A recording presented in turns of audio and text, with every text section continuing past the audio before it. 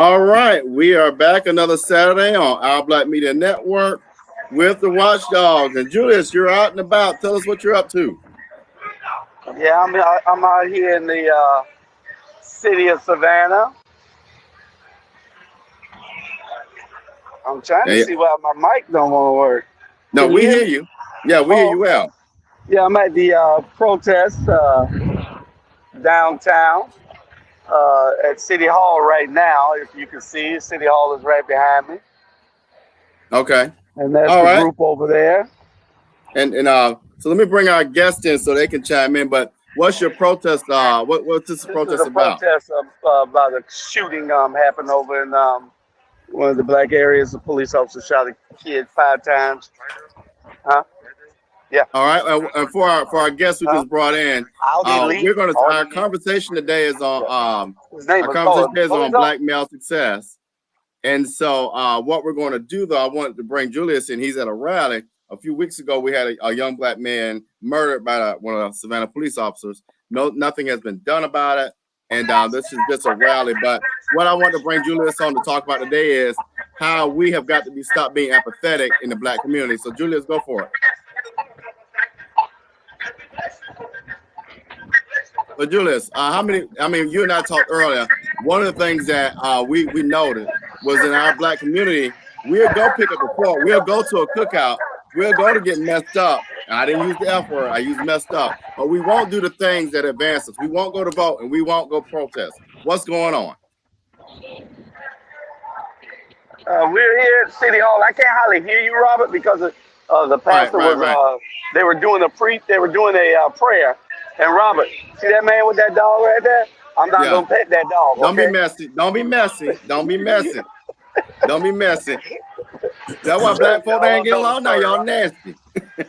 Yeah, Robert will tell y'all that story later. But anyway, I can't Y'all, hardly hear you because for some reason, my mic is real low, and the noise behind me at City Hall Savannah is real uh, loud. But what is, you'll see that they're protesting here in front of City Hall, and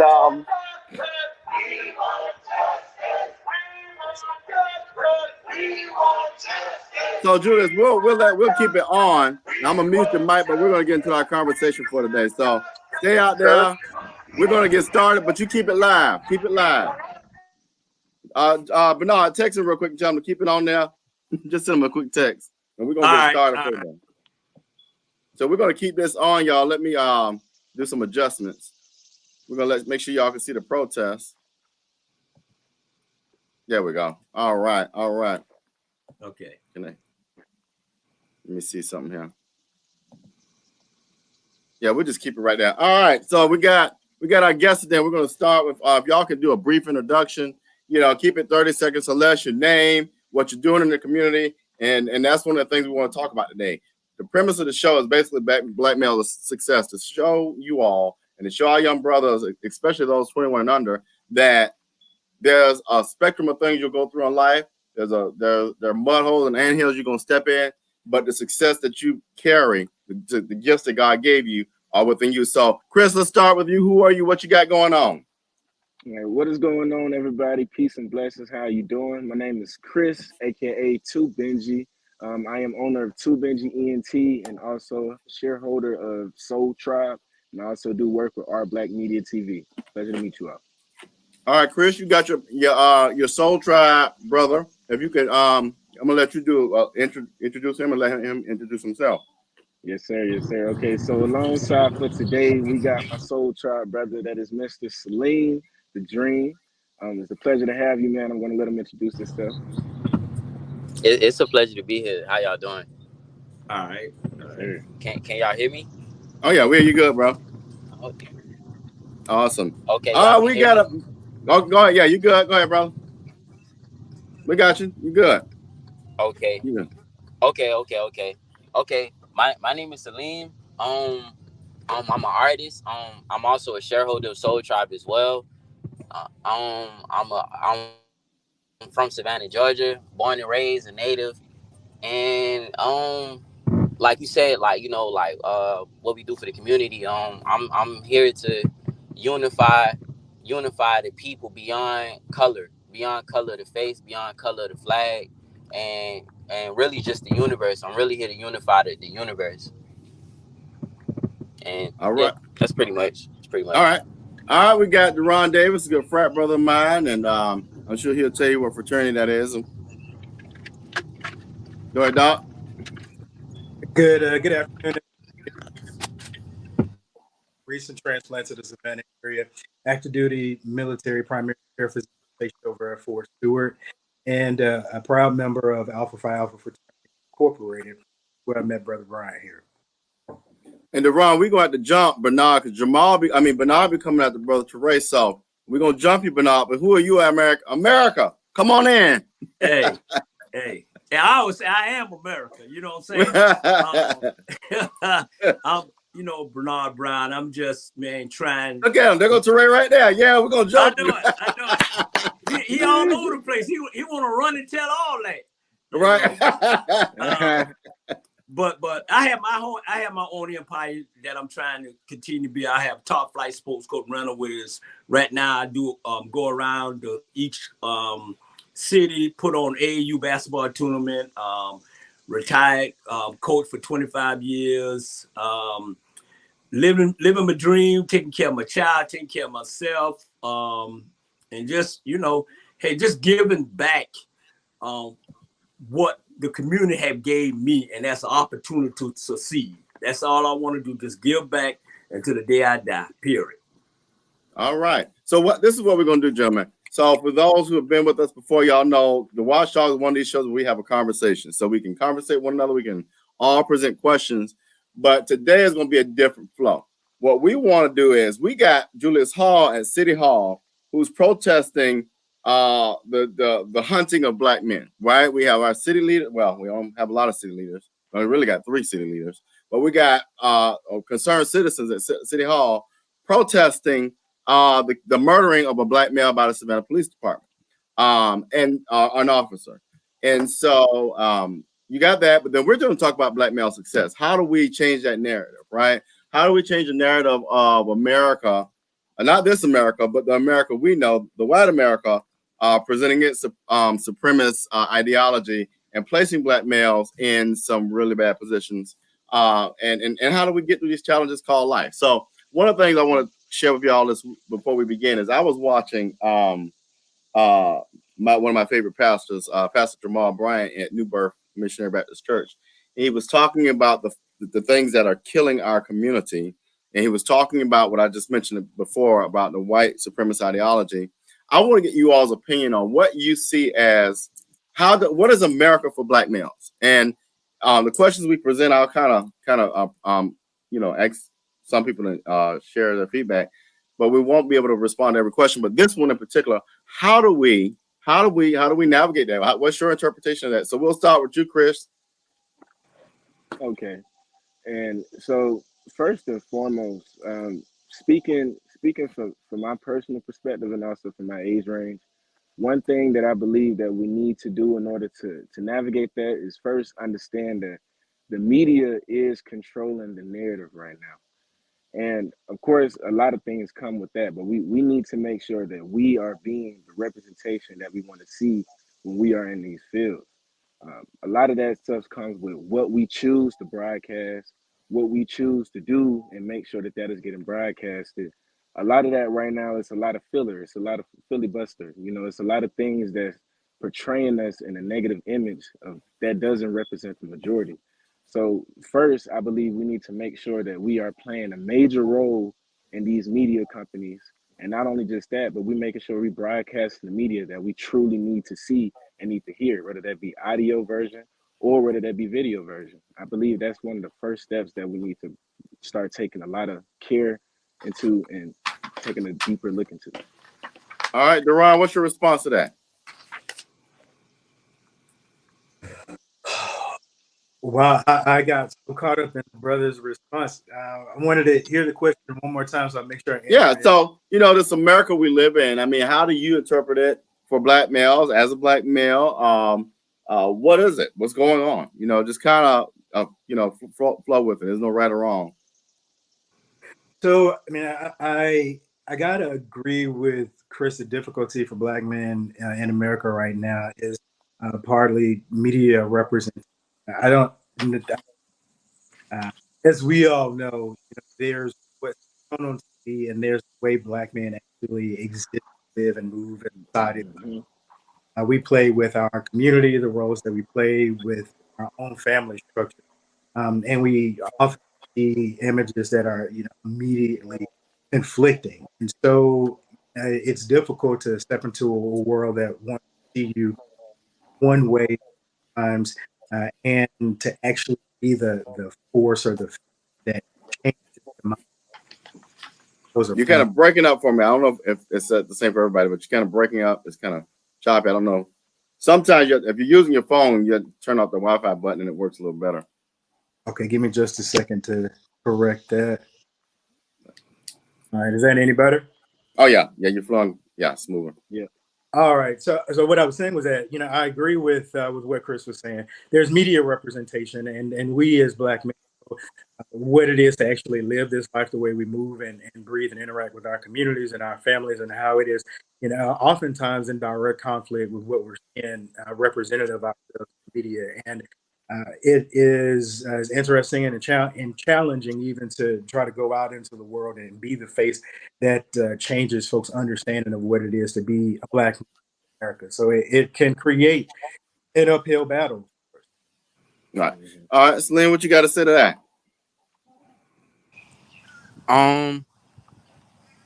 Like what is America to me?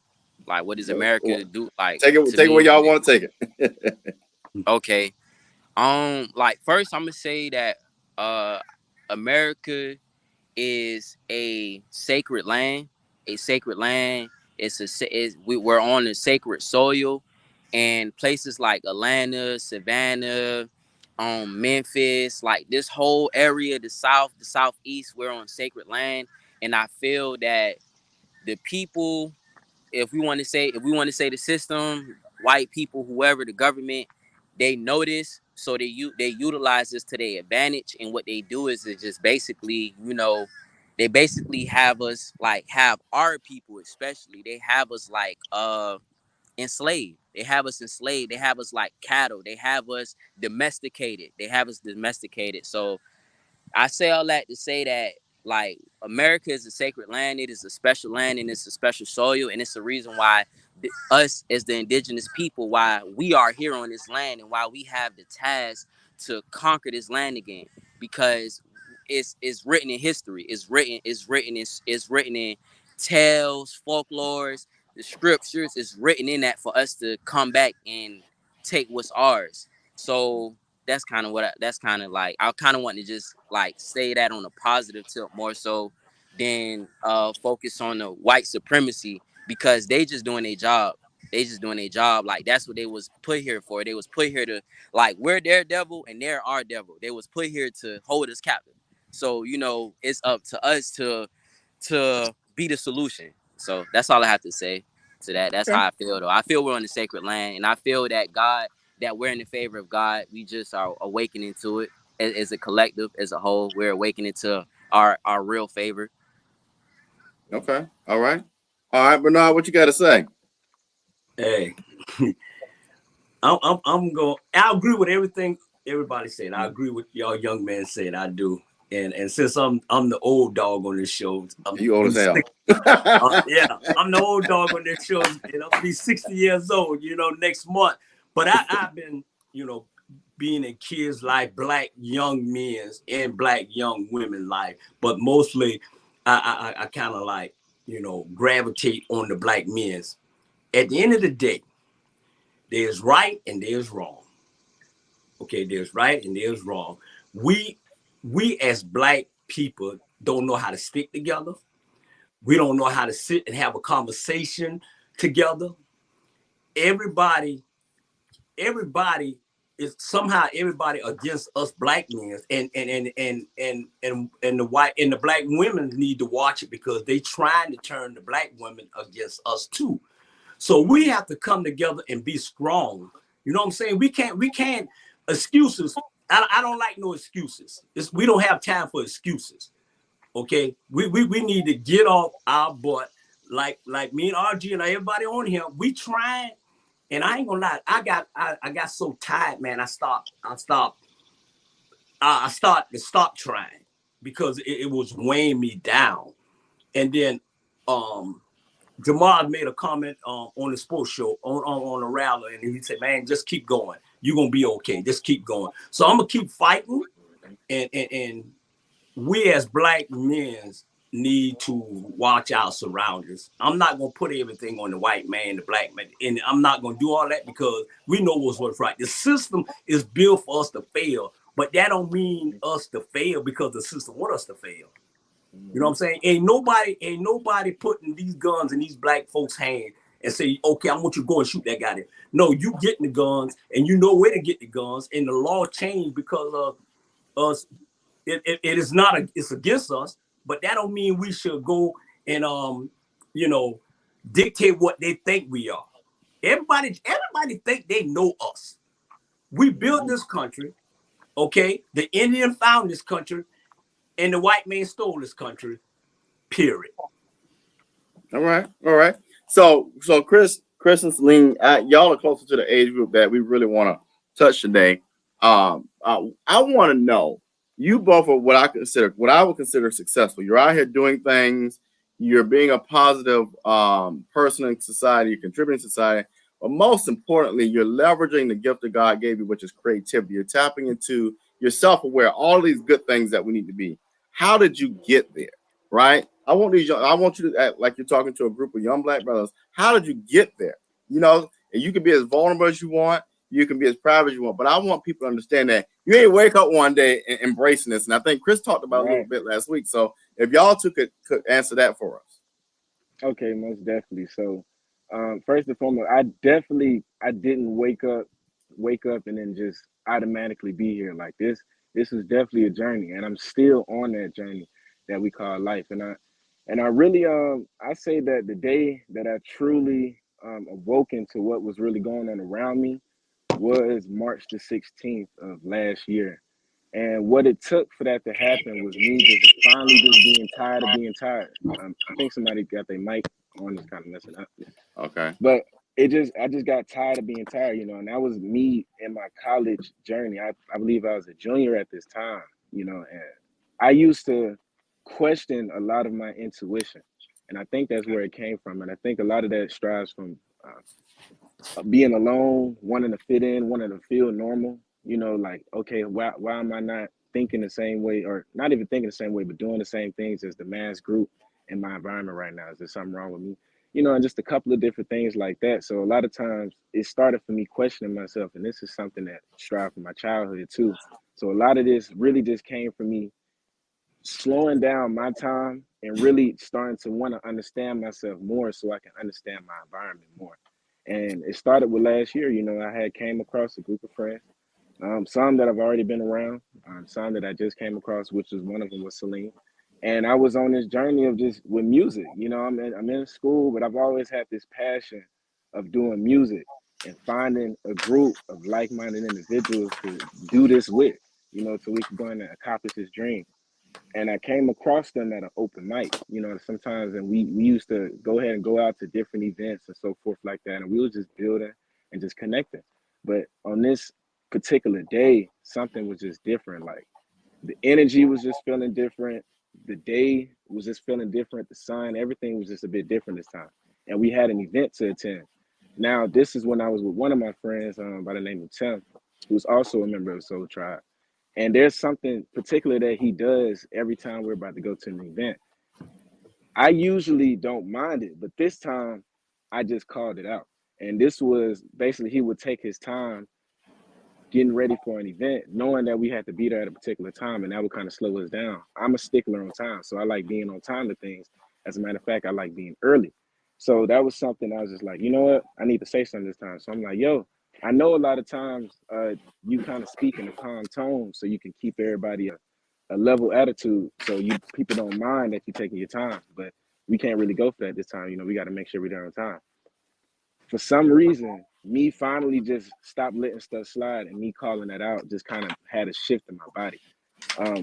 We had got to the event and we had came back, And I don't know what it is, but I feel like I had got a download. This is a true story.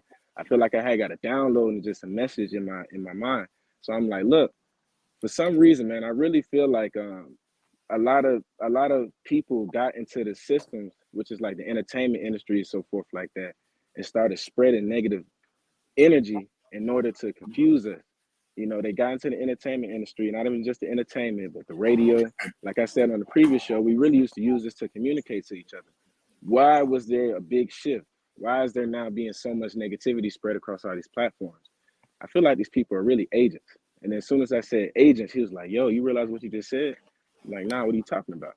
So he pulled up a video on the TV, and the first 5 seconds of this video, it was this woman. I can't remember her name, but she was like something something, the tour agents. Now, when she said the tour agents, in my mind, this happened in a split second. But when she said the tour agents, I kind of just fell back in my mind, and I had sat down in the chair. Once I sat down in the chair, it was some curtains that was in front of me, and it just opened up, and then it was just like a film roll. It was just, and I seen everything from a child all the way up into that present moment from a third person perspective. And I seen all the times when um, I was being taken advantage of, the times when I was making bad decisions for myself, knowing that there was something that was going to be happening from that, and also the times when I was around individuals I need to be around. So I just kind of, I believe I kind of just took my emotions out of it. And then from that perspective, I was like, yo, everything is everything. And by me saying that, it was just me taking more control of realizing, okay, your intuition is right. You know, your intuition is right. You know what you know. And then from that day forward, I just started moving in the path of just relearning myself, relearning my environment, and just taking more control and understanding of myself. You know, I just started to relearn life again. And that's really where it all started from. So it was honestly me just being tired of being tired, calling out the different things that I knew wasn't good for me and beneficial to me, you know. And once you All right. find that stuff out, you don't want to play around with that. All right. Celine, what's your response? I'm gonna pick up off of where bro left off, and Okay. I'm glad you told that story, man. I'm going Yes, down sir. memory lane. I'm seeing it too. Yeah, man.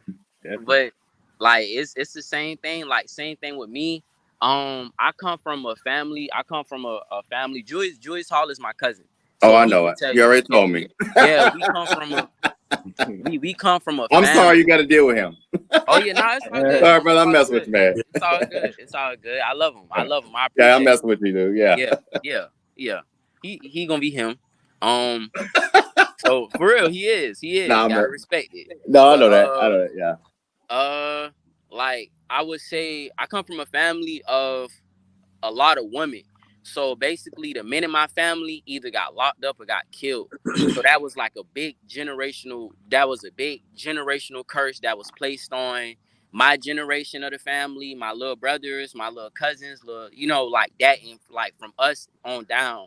So like my immediate family, my grandmother, my grandfather, my mom, and my uncle. My grandfather was a part of the Nation of Islam. My grandmother was a part of the Nation of Islam.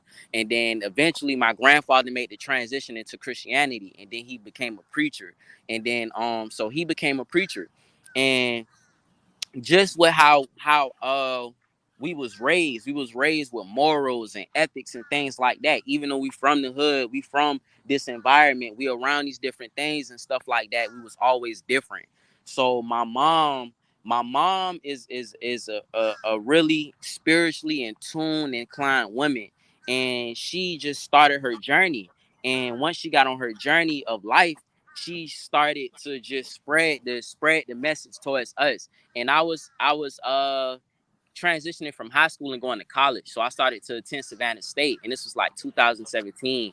And I just like with what Chris said, I was just tired. I was tired of being tired. I was tired of doing the same thing every day. I knew I didn't fit in. I was tired. I knew I wanted change. I had this desire for change on the inside of me. So me pursuing to be an artist, I had the idea of moving to Atlanta. So once I made the move to Atlanta, I was like, when I moved to Atlanta, I'm changing. I'm working out every day. I'm saying affirmations. I'm starting to meditate. I'm starting to do yoga. I'm eating healthy. I'm changing my regimen. Like I just did a full 360. And when I moved to Atlanta, I moved to a space where nobody knew me. So this person who I wanted to be, the ideal inside of me, I was able to create that individual, and not with what people knew me for or think I am or what they think, who they think I should be or anything like that. So that's how I got on the journey. I just got on the journey of life. Like I unlearned everything. I unlearned what I was taught, what my family taught me, what school taught me, what I seen. And I started to come outside. I started to be in nature. I started to understand the natural nature of life. I started to understand what it means to sit under a tree and be around birds and animals and just see nature play, because God isn't, I learned that God isn't everything. God isn't no thing, but God is in everything. So once I was able to receive that, once I was able to receive that download, I was able to see that, okay, for example, like having a conversation with y'all, God can jump in, or an angel can be inside of any one of y'all just to deliver certain messages to all of us. I started to pay attention to everything. I started to be more aware. I started to pay attention to the dialogues, what was being said, how it's being said, where is it coming from. I started to actually see the unseen, even though I'm physically looking. So, I just say all that to say, I just want to change. I just want to change myself. And I wanted to actually be able to change myself and to be able to be an example and epitome to be like, you can be like this. I have tattoos on my fingers. I have tattoos on my fingers. I have tattoos on my face. Like, I done had all type of jobs. I done helped people get $1 million deals, working for white people. I done did all type of stuff. And I'm only 23 years old. So it's like, defining like actually being an outlier, like not being in the box because they want us to be in the box. And I don't just want to just say like they want to like make it like so much of an enemy thing, or it's it's a divide. But I just want to change. That's all it is. I just want to change. And I was actively, consciously making the change. And once I started to do it, I started to see results. And then my confidence started to build up, the truth, my faith in God, and my faith in my spirituality. Everything just built. So once it was able to build, I just stayed true to the conviction. And then now I'm just walking in my purpose. I'm just walking in my purpose and purposely doing that.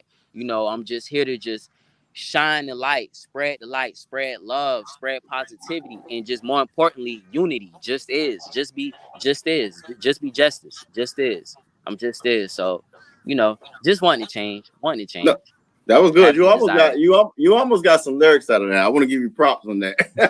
But Yes. I want to start with these young people because I wanted the young brothers, 21 and under, and the parents to see what you see before you. These young guys, this represents black male success. This is what our black males bring to the table. Yeah. That's why I tell parents all the time, don't let these teachers tell you about our young black males. What you saw right there is creativity, vulnerability, ability to be self-aware. That's what we represent. So that's why I started there. So let me go to the old heads right quick. The old Deron and Bernard. Now I really want you all to talk about what was a challenge that you encountered on your journey called life, and how did you become resilient? Because that's the other part of the story, is being resilient. Yeah. So we'll start with Deron.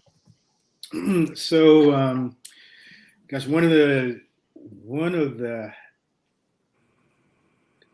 biggest challenges for me was under coping with loss, actually.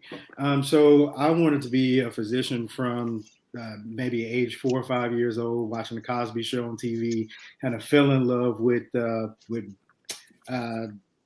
Bill Cosby and Cliff Huxtable and what he was doing and the way that he was able to reach out into the community. And I wanted that to be a part of my life. As I grew up, went through elementary, middle school, and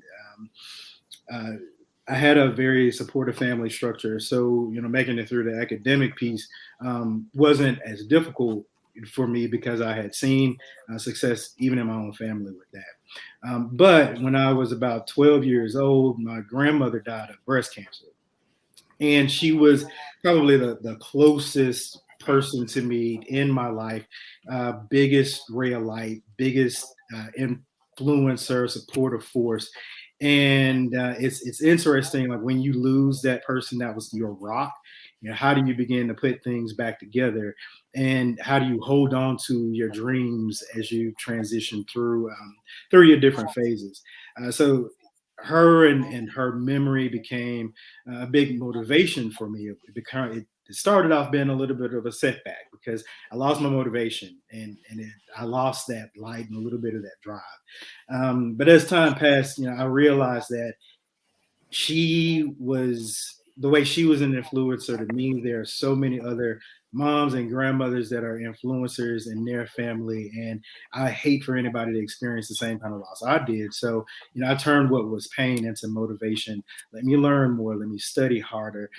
Let me get better. Let me figure out how to interact better with people and how to become a comforter in terms of what I bring to the bedside, to the clinical setting, because everybody that I'm looking at is somebody's loved one. They are the center of somebody else's world. So that was one of my challenges, figuring out how to cope with that loss, and then figuring out how to cope with other losses throughout time, because it's the losses of major players in our lives, and also, occasionally our own defeats, personal losses, that create the setbacks for us. But once I figured out what resilience meant and how to bounce back in one arena, it gave me a little bit more resilience for other challenges to follow in life. And so you take what it is that I'm looking at, take the pain, take the loss, figure out how I can use that lesson to help somebody else.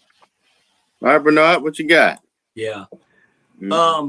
You know what? It's like, and people ask me, say, who my hero is and that. I'll say, you know what? My hero is Jesus Christ, my Lord and Savior. And you know why? When I first came on this earth, I always say God made me, mama raised me. I was 3 pounds when I came on this earth. 3 pounds. The doctor told my mama that he ain't gonna live overnight. And look at me now. I'll be 6 years old, way close to 205. Hey, and that what motivated me.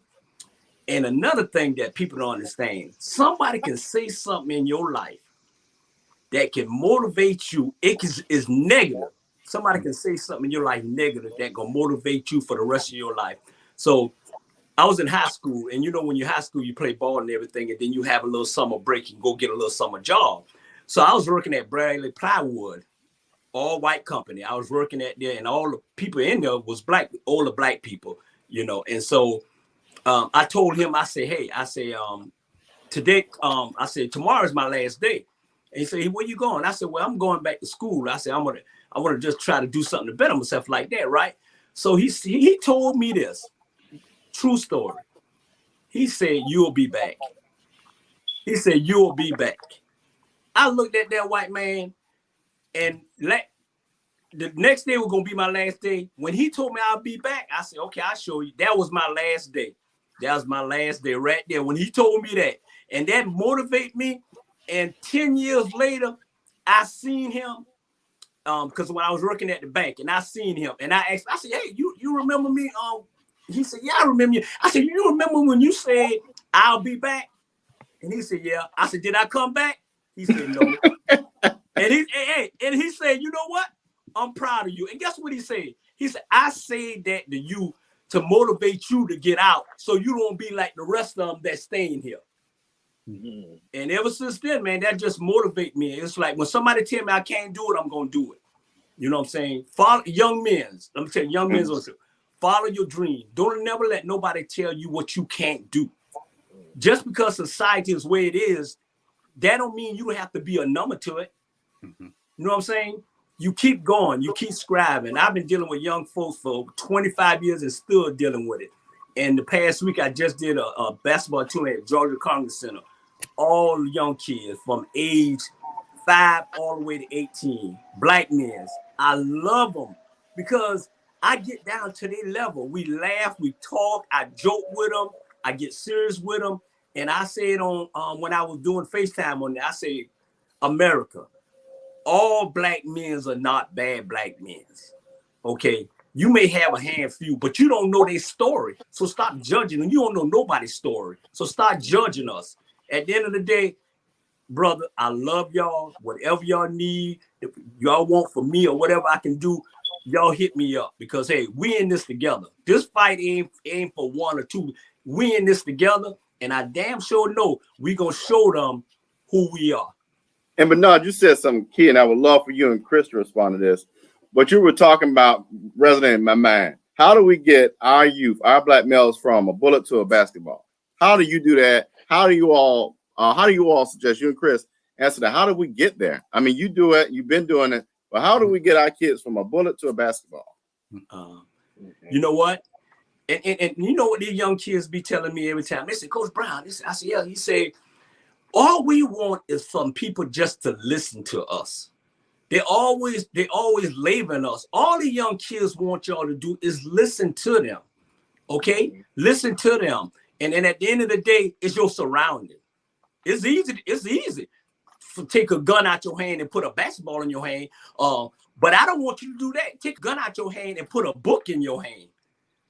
You know what I'm saying? Because there's 367 basketball players in the NBA in the world. Are you one of those 367? Man, slight chance.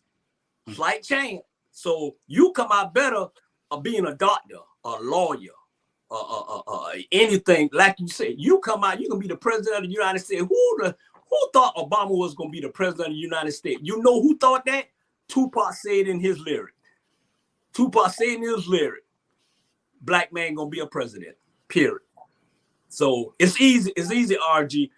You just have to listen and your surrounding, you know, so because young kids are listening to young kids and they don't really know they young. How you gonna tell another young person some advice where you trying to find it? So watch who you listen to, okay? Watch who you listen to. And Jamal and RG, it's like we have to start listening to them. To be honest, we have to start listening to them, man. Because if we don't, we're gonna lose them. Yeah.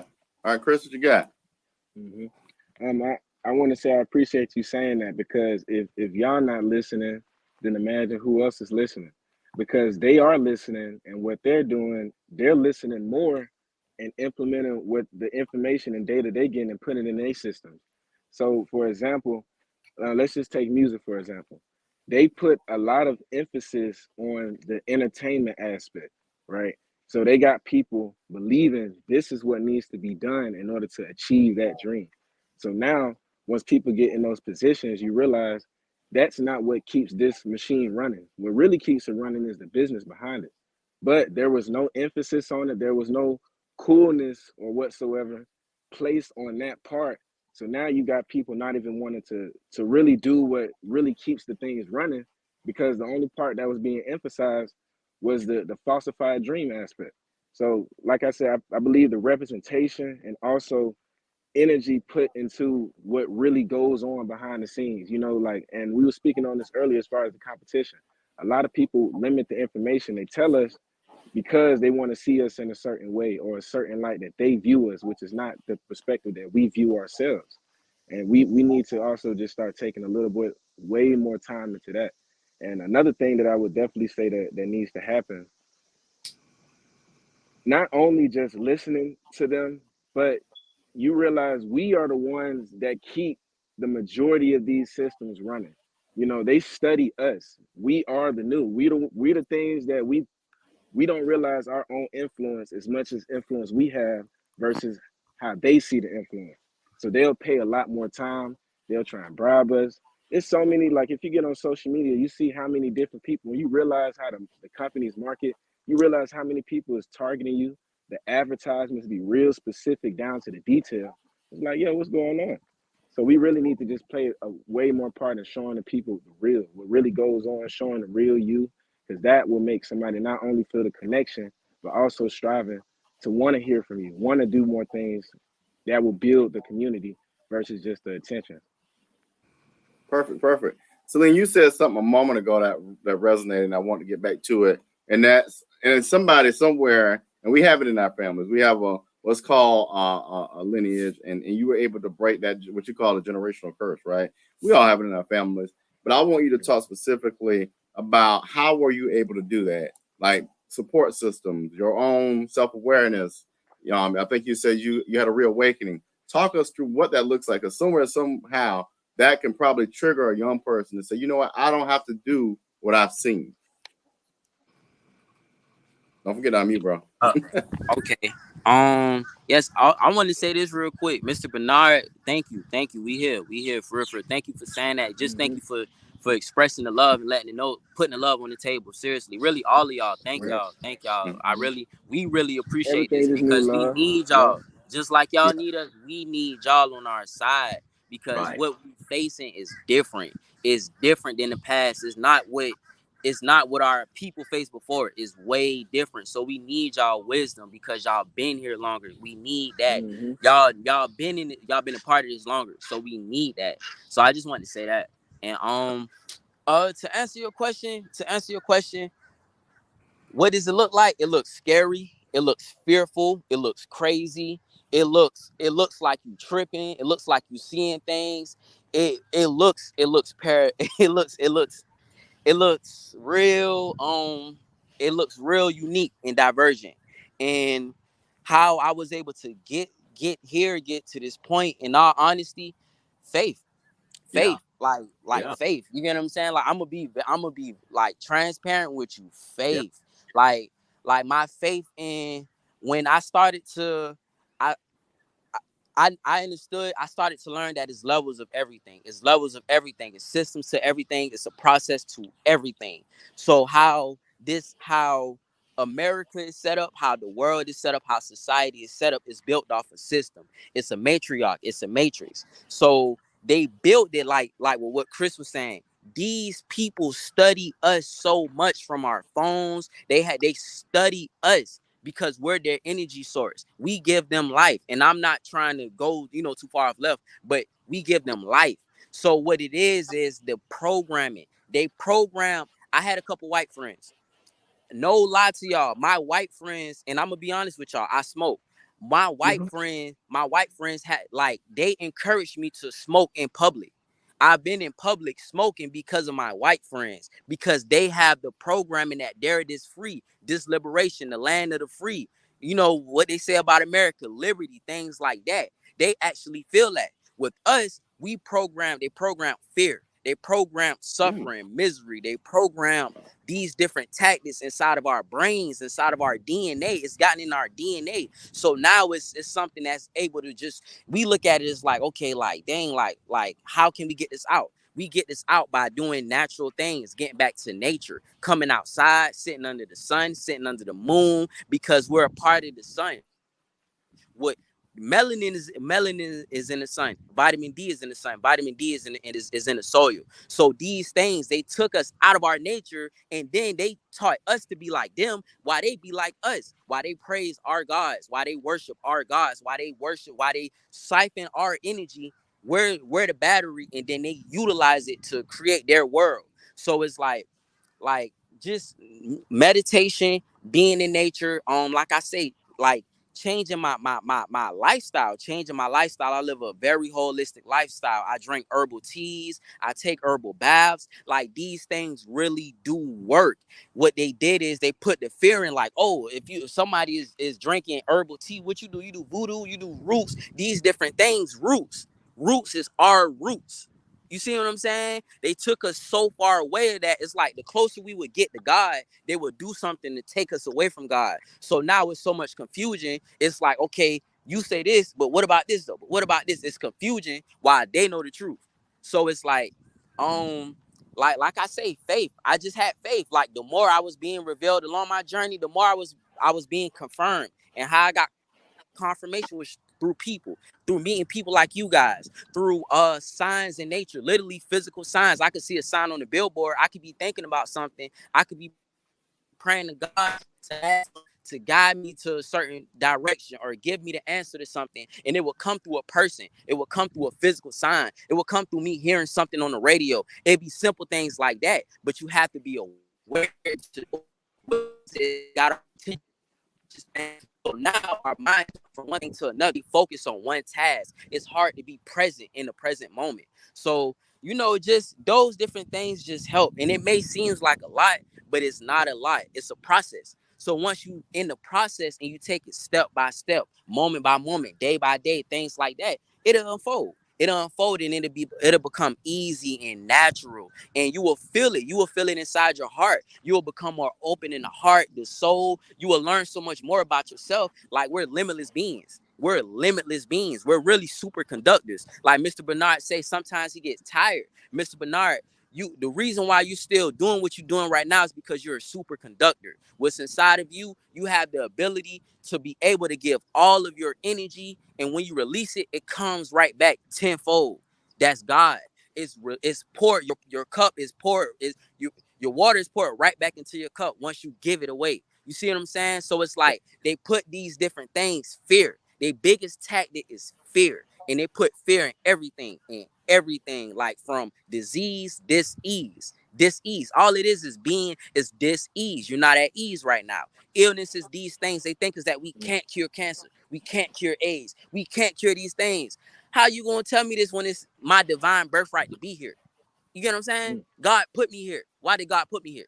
Obviously, we're here for a reason. You see what I'm saying? It's these simple things, but they take us so far out of that space to where we're stuck. So now we get in a hole. Now we in a hole that seems to get deeper and deeper and deeper, and it's harder to climb out of that hole till eventually you just give up.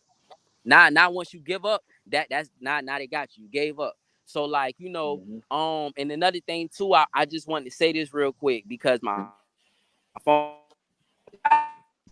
I know, I was Dawgs. He was a part of the Funkadelics back in the day, and he was saying how basically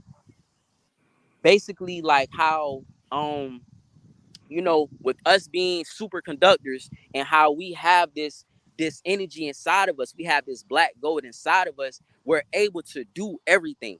Now going forward, we're about to be more productive, more not even busy, but productive. We're about to be getting so much done at a day's time. It's gonna seem like what just happened. So it's like taking that and us being able to utilize our resources, us being able to turn back to us.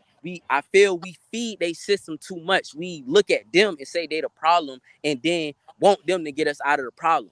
That's not how it's supposed to work. God don't want us to be like that. Like, I know y'all read the scriptures. I know y'all know these quotes.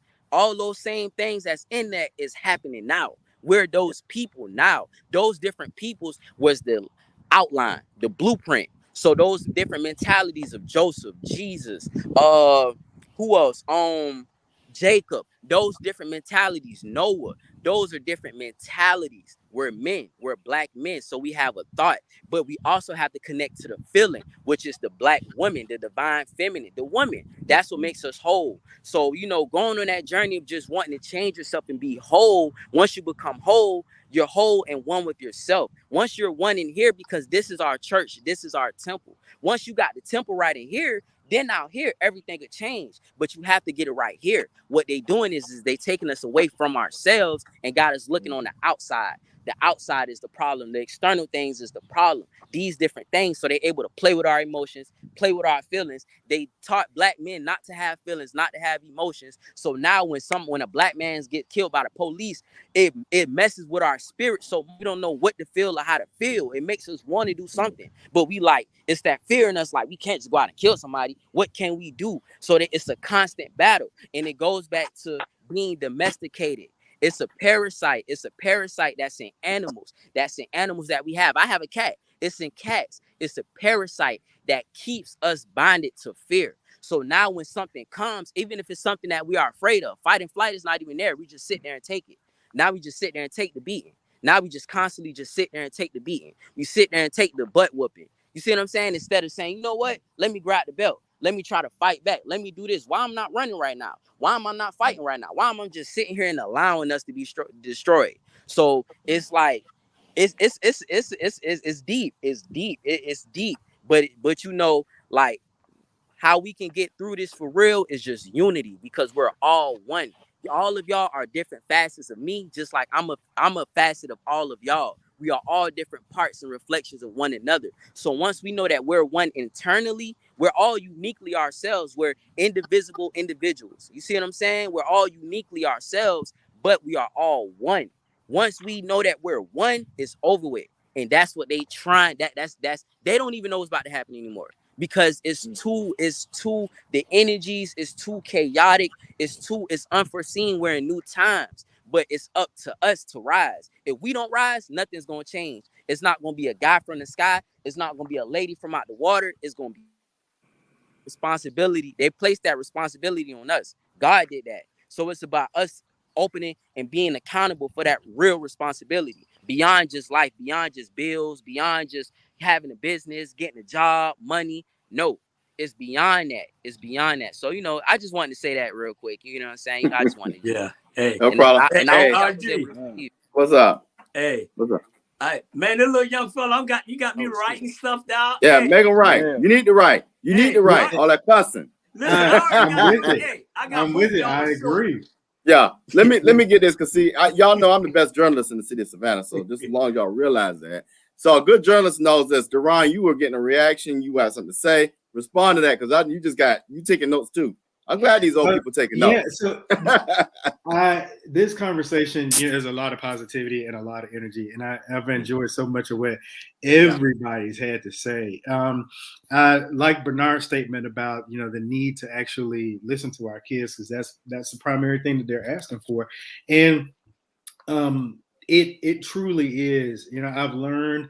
I got a 7-year-old daughter, and she is just like every other child, constantly looking for that attention, looking for validation, and looking for information. And so, if I don't listen, I miss the opportunity to mold a future with her, right? And so not only is there the obligation or responsibility to listen, but we also got to make sure that we are taking time to respond to them and to pour into them something different. Because both of the younger brothers were saying, that they basically pulled themselves up by their bootstraps. They were in situations that they saw any of a number of things going on in their environments and in the society around them, but they chose to hold on to something positive and something different, whether they had mentors that helped them do it, or, in Salim's case, from what I thought that I heard from him, it sounded like, he dealt with a great deal of adversity, and despite the adversity and not having anything else to look to, he found something positive to latch on to, and then to harness that and grow it.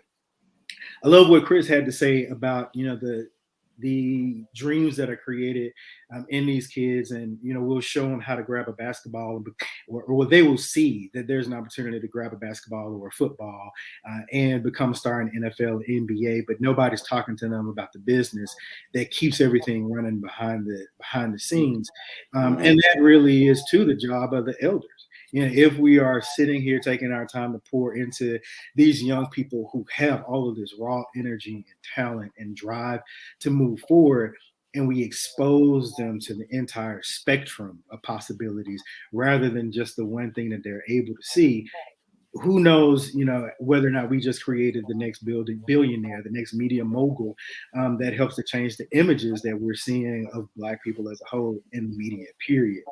I enjoyed what Salim had to say about meditation and centering the mind. One, again, that young brother was talking about finding a way and figuring out how to hold on to positivity in the midst of negativity.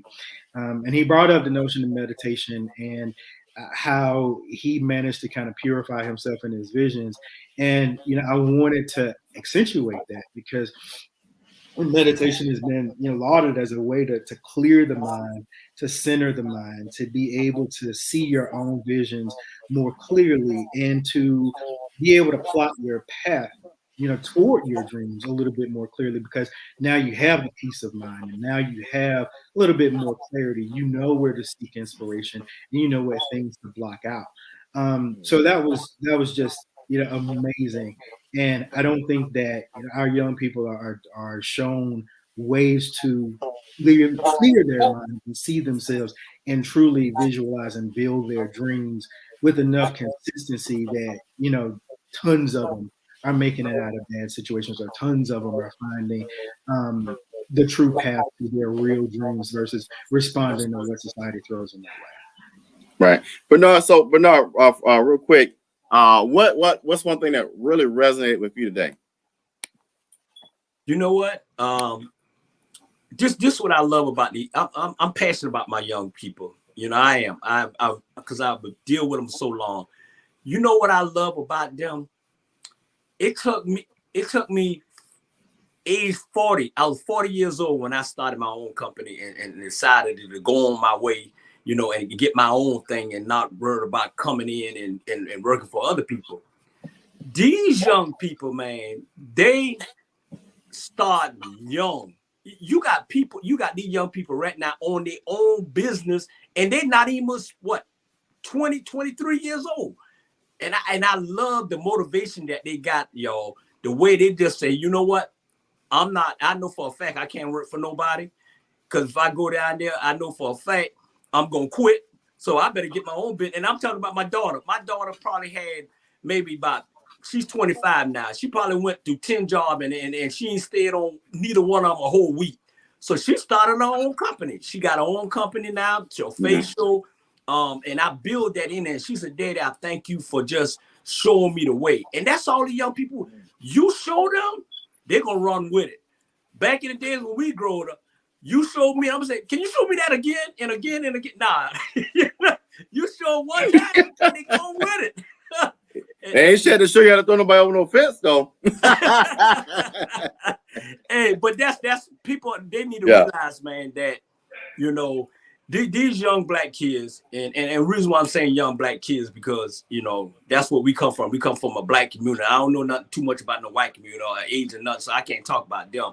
But one thing I do know is, man, I'm proud of them because, especially the young girls, man, these young girls ain't waiting on these young boys, man. They just popping.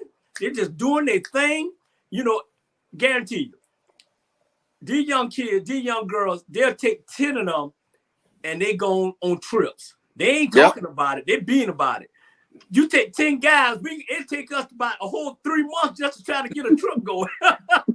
Then 5 people gonna cancel. And they gonna cancel it. You know, but hey, like I say, let's keep going. But I'm telling you right now, y'all, I may get in trouble what I'm about to say.